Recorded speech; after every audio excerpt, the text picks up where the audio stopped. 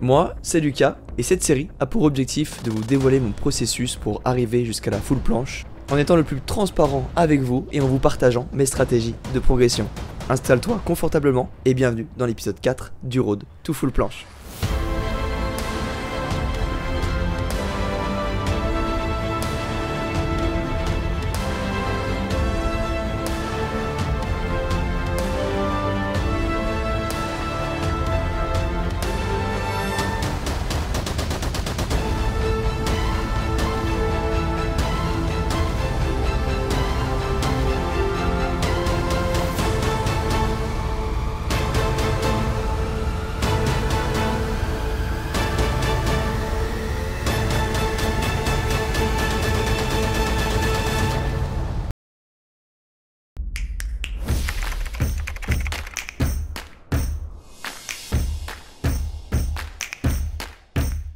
Ça fait actuellement 2 mois que je m'entraîne au feeling. Je fais ce que je veux, quand je veux, où je veux, bref, c'est la liberté complète. Je suis un petit peu comme un papillon dans la nature, je suis libre de faire ce que je veux et d'aller où je veux. Mais le papillon, il commence à se faire bouffer. Actuellement, j'ai envie de reprendre une programmation claire, nette, précise pour savoir vraiment où je veux aller. Mais être dans une programmation, c'est un peu être comme un lion dans une cage. Le lion est super fort, tu pourrais super vite, mais tu n'as aucune liberté et tu te fais un peu chier. Est-ce que pour toi c'est mieux d'être un petit papillon en liberté, d'avoir peur de se faire bouffer par la stagnation, les blessures et de régresser, ou d'être un lion en cage et d'être super fort mais ne pas avoir le plaisir et la liberté de faire ce que tu veux? On est d'accord que le mieux c'est de mixer les deux, d'être un lion super fort et d'être en pleine liberté dans la nature, de faire ce que tu veux. Et on va voir ensemble comment on va pouvoir devenir ce lion en liberté pour à la fois progresser tout en étant libre de faire ce qu'on veut et prendre du plaisir comme un petit papillon dans la nature. Si aujourd'hui je crée un schéma avec tous les entraînements que j'ai fait depuis 1 an, ça devrait ressembler à ça. J'ai alterné énormément entre le travail au feeling, où je faisais ce que je voulais, et le travail à la programmation. Donc j'ai alterné entre le fait d'être un petit papillon en nature et d'être un lion dans une cage. Donc j'avais commencé mes premiers mois avec une période où je suivais à 100% de programmation, puis quand j'en avais marre je faisais que du feeling, puis quand j'en avais remarre je reprenais une programmation, etc. etc. Donc ce qui est bien avec cette stratégie, c'est que ça m'a permis de progresser H24 tout en ayant du plaisir tout le temps. J'ai pu augmenter mes perfs, augmenter mon physique et tout ça sans me blesser. Et je pense que c'est ce qu'on recherche tous. Chaque période devrait durer 2 à 3 mois grand maximum, pas plus, et je vais t'expliquer ça juste maintenant. Si tu te décides à faire des entraînements que au feeling toute ta vie, tu vas forcément faire ces 4 erreurs que tous les streeteux font. Tu vas faire les mêmes exercices encore et encore. C'est normal, tu fais du feeling, donc tu vas faire les exercices qui te plaisent, les exercices sur lesquels tu vas avoir un bon feeling. Ce qui va amener à du long terme à une stagnation à coup sûr. Lorsque tu donnes un nouveau stimulus à ton corps, celui-ci va progresser jusqu'à arriver à un plateau de stagnation. Et c'est à ce moment-là, du coup, qu'on va devoir soit amener une nouvelle méthode d'entraînement, soit de nouveaux exercices, bref, un nouveau message à ton corps pour progresser encore plus. La deuxième erreur, c'est que tu ne vas amener aucune surcharge progressive. C'est la base de l'entraînement. Semaine après semaine, travaille de plus en plus dur, amener un stimulus de plus en plus intense à ton corps pour progresser. Sauf que l'entraînement au feeling, comme tu notes pas ce que tu fais, tu ne sais pas ce que tu fais, tu travailles un petit peu dans le flou, tu vas potentiellement faire 5 semaines qui vont se ressembler parfaitement. Alors oui, tu vas me dire qu'on peut corriger ça en allant tout le temps à l'échec à chaque entraînement, comme ça on est sûr qu'on va toujours chercher plus à chaque fois.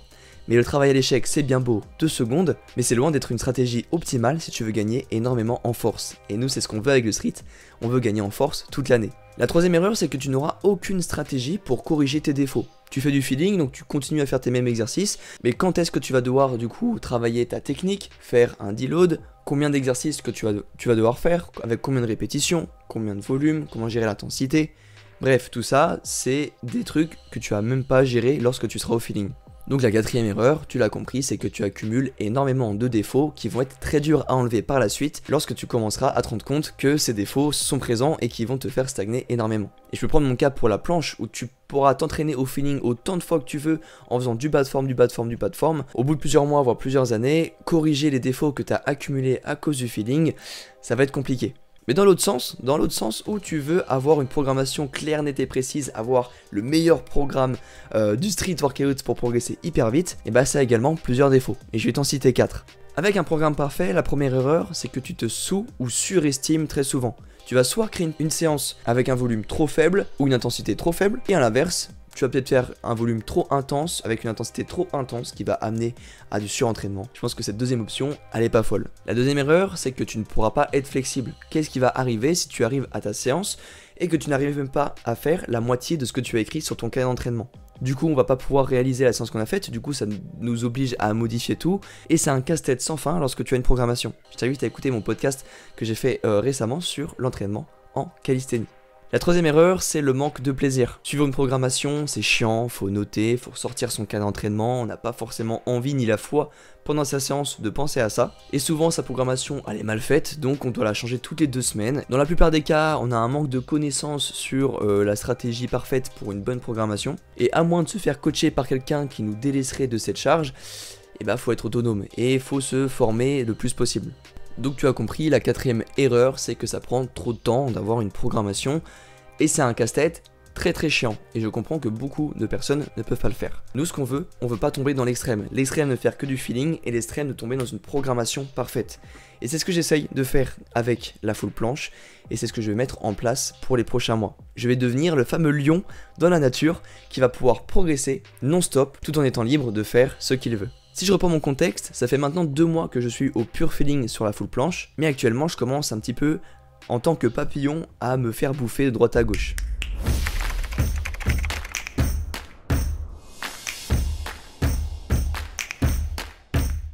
Donc depuis 2 mois, 90% de mes séances ressemblaient à ça. Je faisais des planches press, des planches hold, je prenais un élastique, je faisais du hold, je faisais des combos, quelques tug press, des handstand push-up, également des curl biceps en mode Hefesto. À côté de ça, je bosse énormément mon one arm handstand, au sol, sur para, je travaille mon front pull-up, front touch, ma Victorian, je fais quelques muscle-up, je finis des fois mes séances en 7 and rep, je me suis mis à la course à pied, j'ai fait un semi-marathon. Et waouh Lucas, ça fait beaucoup de choses. Oui, pendant ces 2 mois, je me suis beaucoup emporté. Et je me donnais à fond dans mes séances. Je m'entraîne là actuellement 2-3 heures par séance, 6 fois par semaine, et ça fait beaucoup. La moitié de ce que je fais dans mes séances, je suis quasiment sûr que ça ne m'aide pas à progresser vers ce que je veux vraiment. Parce que oui, dans cette série Retour Full Planche, je te parle de la full planche. Et tu comprends bien que je fais pas 3 heures de séance que de full planche. Je pense que je me suis un petit peu laissé emporter et ça m'est pas bénéfique. Ça commence à fatiguer mon système nerveux, à fatiguer mon système musculaire, bref mon corps. À côté de ça, ce sont des douleurs qui ont commencé à apparaître. Mes poignets qui, en fonction des jours ou des positions, me font la gueule. Mais également de mes périostites où lorsque mon combo dure plus de 2 secondes ou que je retiens une négative en straddle, commence à apparaître. Et je te parle pas également de mes cervicales qui font la gueule dès que je fais 5 petites secondes de touch alors que je veux reprendre tout doucement cette figure. Bref, c'est pas la joie. Mais bon, ce n'est pas non plus aberrant, je peux quand même m'entraîner H24, ça me gêne pas au quotidien. Mais je sens que si je continue dans cette lancée, mon corps va pas tenir jusqu'au bout. Et comme je vais te le rappeler tout le long de cette série, ça sert à rien d'avoir une full planche si derrière c'est pour avoir perdu mes 2 épaules, un coude et un poignet. Donc je vais trouver la solution qui va m'aider pour les prochaines semaines lors de ma programmation, c'est la réhabilitation.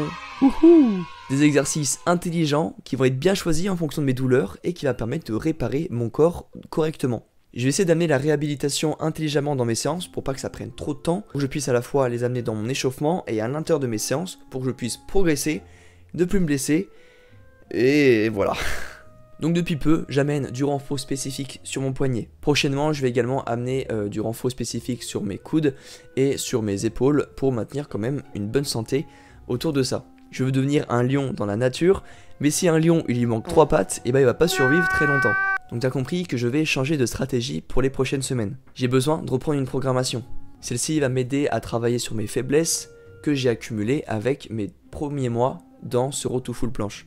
Et ça va me permettre de recadrer mes entraînements qui n'étaient plus très efficaces depuis quelques semaines. Un parc de street workout va être installé dans la ville de La Flèche. Oui, vous avez bien entendu, c'est exceptionnel ce qui va arriver. Nous avons la chance de retrouver Lucas, qui se dirige vers les lieux. Mamma mia, c'est trop bien. On va enfin pouvoir s'entraîner correctement au retour des bouges. Ce matin, 9h30, petit rendez-vous. Je suis en retard en plus. Rendez-vous pour le parc de street que j'ai lancé comme projet avec ma ville. Donc ça commence à se concrétiser, il y a un peu de retard. Mais voilà, c'est fait, donc là rendez-vous pour essayer de mettre au clair ce qui va être mis, à quel endroit, ce qui va être le plus pratique. J'ai réussi à vraiment négocier pour au moins avoir des barres de freestyle, des barres à dips, c'est les trucs essentiels pour faire du street. C'est pas la météo idéale pour parler de street, mais on s'en fout. J'ai hâte de voir ce qu'ils vont me dire et hâte de voir quand ça va être fini. On espère que ce soit fini au retour des beaux jours 2024. Initier les gens de ma ville à faire du street, parce que déjà à Basic Fit il y a plein de gens que ça intéresse. Donc je suis sûr qu'il y a moyen de faire des trucs en extérieur quand il commencera à faire beau. Pour faire un peu des petits workshops et tout, j'ai plein de petites idées en tête. Et j'ai hâte. Rendez-vous terminé, donc je suis content. On a placé, en fait ils ont placé en 3D les différentes structures pour qu'on puisse voir à peu près les emplacements. Donc j'ai réussi à les caler pour que ce soit optimisé. Mais comparé à le plan initial, la structure de base qui est dans ma ville, ça va quand même changer, donc ça va être cool. Parce qu'en fait il n'y avait rien, on ne pouvait rien faire, la barre était épaisse. J'ai réussi à faire les 3-6 dessus. Mais c'était pas du tout une structure pour du street, donc là on aura un vrai parc. Puis le cadre il est magnifique parce qu'il y a le lac derrière avec la plage, avec un chemin piéton et tout. Donc vraiment trop content, hâte de voir. Ils disent que ça sera fait début janvier, donc normalement mi-janvier c'est terminé. Et pour le retour des beaux jours on va pouvoir s'entraîner.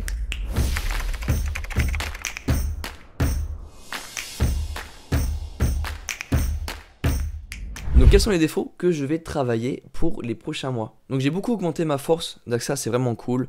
Ma force de pousser, que ce soit sur le hold, sur press, sur push-up, il y a juste la poussée horizontale où j'ai un peu de mal. Donc maintenant il va falloir que j'améliore ma proprioception sur mon hold en straddle. Au poids du corps, j'ai pas du tout une bonne forme et parce que je l'ai jamais travaillé. Donc je vais utiliser la force que j'ai gagnée pour venir travailler mon hold sur la straddle planche. À côté de ça, tu l'as vu sur les derniers épisodes, je commence à faire des foules à l'élastique, mais mes foules sont énormément cassées et très moches. Donc je vais également travailler sur ma proprioception en full planche à l'élastique pour comprendre ce qui va m'attendre dans les prochains mois quand je vais gagner plus de force. Parce que oui, road to full planche c'est bien beau, mais si je fais que des straddles, et bah ça marche pas. Il faut être vraiment le plus spécifique possible. Et pour m'améliorer en full planche, et bah il faut que je fasse de la full planche. Et si je peux améliorer ma forme en même temps que faire des full planches, c'est parfait. Et en parallèle de tout ça, je vais améliorer ma protraction scapulaire que j'ai beaucoup négligée pendant mes années de pratique en street. Et je pense que ça va être vraiment un pilier dans ma progression, dans ma proprioception également de mes figures et en gain de force sur ma planche. Et je vais continuer à renforcer ma poussée sur des planches press que j'aime beaucoup, sur les planches push-up également que je fais très peu et que je vais, je pense, amener vraiment de plus en plus car c'est ce qui va me faire beaucoup progresser. Et continuer à faire des handstand push-up car je kiffe beaucoup ça.